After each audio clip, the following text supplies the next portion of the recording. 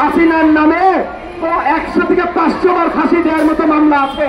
পিলখানা হত্যাকাণ্ডে যারা সাফারার, তারা পরিষ্কার করে বলে দিয়েছে যে সৈন্যরা হত্যাকাণ্ড ঘটায় নাই, বাইরের শক্তি এসে হত্যাকাণ্ড ঘটিয়েছে। তার আওতায় আওয়ামী লীগ এবং তার সব অঙ্গ সংগঠনকে নিষিদ্ধ ঘোষণার দাবি জানায়। প্রয়োজনে জাতীয়তাবাদী গণতান্ত্রিক আন্দোলন NDM বাংলাদেশের কোর্টের কাছে যায় দাঁড়াবে, কিন্তু এইটা বাস্তবায়ন হইতে হবে।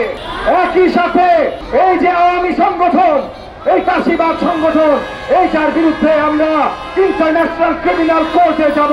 ইন্টারন্যাশনাল ক্রিমিনাল কোর্ট যেই নিউরেমবার্গ প্রিন্সিপালের উপরে তৈরি, সেইটা দ্বিতীয় বিশ্বযুদ্ধের পর হিটলারের সব সহচর, নাৎসি বাহিনীর সব সহচরদের বিচারের জন্য হয়েছিল। এইটা তৈরি হয়েছে হিউম্যান রাইটস বিরোধী, জনতা বিরোধী, জনগণ বিরোধী যেসব কর্মকাণ্ড হবে সেইগুলার বিশ্বব্যাপী বিচার করবার জন্য। হাসিনা গত 15.5 বছরে যে তাণ্ডব ঘটিয়েছে এই দেশের মাটিতে, এইটা কোন ধরনের ইন্টারন্যাশনাল ক্রাইমের থেকে কম না, এইটা হিটলারের কোন ক্রাইমের থেকে কম না।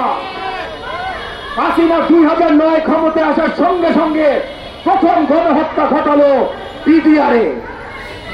পিলখানায় যে গণহত্যার কাহিনী হাসিনা ঘটিয়েছে, তার পুরো গল্প এখন আস্তে আস্তে আমাদের সামনে আসছে, পরিষ্কার ভাবে আসছে। যেই হত্যাকাণ্ডের জন্য, যে গণহত্যার জন্য হাসিনার পরিবারবর্গ এবং এই আওয়ামী ফাঁসিবাদ নেতৃত্বরা দায়ী, সেই ঘটনার জন্য আমাদের নিরীহ অনেক PDR-এর সৈন্য ভাইরা এখনো জেলে পড়ছে, তাদের মুক্তির দাবি জানাচ্ছি। আমাদের যেই সব পরিবাররা তাদের বাবা, চাচা, স্বামী হারিয়েছে, পিলখানা হত্যাকাণ্ডে যারা সাফারার, তারা পরিষ্কার করে বলে দিয়েছে যে সৈন্যরা হত্যাকাণ্ড ঘটায় নাই, বাইরের শক্তি এসে হত্যাকাণ্ড ঘটিয়েছে। আর যদি বাইরের শক্তি হাসিনার মদত নিয়ে হত্যাকাণ্ড ঘটায় থাকে, তাহলে আমাদের PDR-এর সৈন্যরা কেন এখনো জেলে পড়তেছে? তাদের মুক্তির দাবি জানাই। পিলখানার পর শাপলা চত্বরে বিশাল গণহত্যার আরেক ঘটনা ঘটিয়েছে এই হাসিনা। কতটা রক্ত পিপাসু এই হাসিনা! গত 15.5 বছরের বাংলাদেশের ইতিহাস দেখলে জানা যায়, হাজারে হাজারে নিরীহ মাদ্রাসার শিক্ষার্থীদের একবারে তাদের রক্তে পুরো রঞ্জিত করে দিয়েছে সেন্ট্রাল ঢাকা মতিঝিলের ময়দান। শাপলা চত্বর থেকে কিলোমিটার কি কিলোমিটার মানুষজন নাকি শুধু রক্ত আর নিরীহদের লাশ দেখেছে। এখন আমরা জানতে পারছি কিভাবে হাজার হাজার লাশ তারা উধাও করে দিয়েছে, কোন কোন বাহিনী সহযোগিতা করেছে, কোন কোন বাহিনীর সহযোগিতা নিয়েছে। এদের সবাইকে বিচারের আওতায় আনতে হবে। একই সাথে 15.5 বছর ধরে আয়না ঘরের মতো জায়গা চালিয়েছে তারা। প্রত্যেকটা নির্বাচনের আগে তারা গণহত্যা চালিয়েছে, বিরোধী রাজনৈতিক শক্তির উপরে অত্যাচার চালিয়েছে, তাদের উপরেও গণহত্যা চালিয়েছে। এবং গত জুলাই আগস্ট মাসে শেষ তারা ছাত্র জনতা এবং বাংলাদেশের মুসলিম জনগণের উপরে গণহত্যা চালিয়েছে।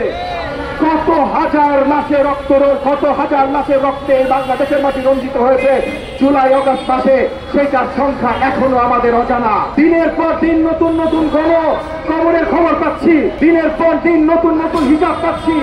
এই গণহত্যার মূল দায়ী যারা, তাদেরকে মাফ করা যায় না। একই সাথে কিভাবে অর্থ পাচার করেছে এই হাসিনা বাহিনী। এখন তাকান, হাসিনার কোন MP-র বাসায় যখন পুলিশ রেড দেয়, শত শত হাজার হাজার কোটি টাকা ক্যাশ পাওয়া যায়, বস্তায় বস্তায় ক্যাশ পাওয়া যায়। বিদেশে তারা কি লুট করে নিয়ে গেছে, কি সম্পত্তি কিনে, সেগুলো তো বাদই দেয়। এই সব সম্পত্তি ফেরত আনতে হবে। তাই আমাদের আজকের অবস্থান কর্মসূচিতে প্রথম দাবি, আওয়ামী ফ্যাসিবাদ এবং তাদের সব অঙ্গ সংগঠনকে নিষিদ্ধ ডিক্লেয়ার করতে হবে। আমাদের দ্বিতীয় দাবি, ইন্টারন্যাশনাল ক্রিমিনাল কোর্টে এই সংগঠনগুলোর এবং এদের নেতা যারা, তাদের নামে আলাদা আলাদা মামলা দায়ের করতে হবে। এবং আমাদের তৃতীয় দাবি, প্রত্যেকটা যে কাজগুলো করেছে এই হাসিনা এবং তার দোসররা, তাদের ধরে এই দেশের মাটিতে বিচার করতে হবে। এবং একটা জিনিস পরিষ্কার করে বলি, আবল তাবল মামলা দিয়েন না। হাসিনার নামে 100 থেকে 500 বার ফাঁসি দেওয়ার মতো মামলা আছে। উল্টাপাল্টা মামলা দিয়েন না। হাসিনা যদি ভারতে পালায়, ভারতের সাথে বাংলাদেশের সরকারি এক্সট্রাডিশন চিঠি আছে যে ভারত থেকে আমরা তাকে নিয়ে আসতে পারি, কিন্তু চিঠির ভিতরে এটাও লেখা আছে যে যেই আইনের আওতায় সাজাপ্রাপ্ত আসামি সেই আইন ভারতের আইনের সাথে মিলতে হবে।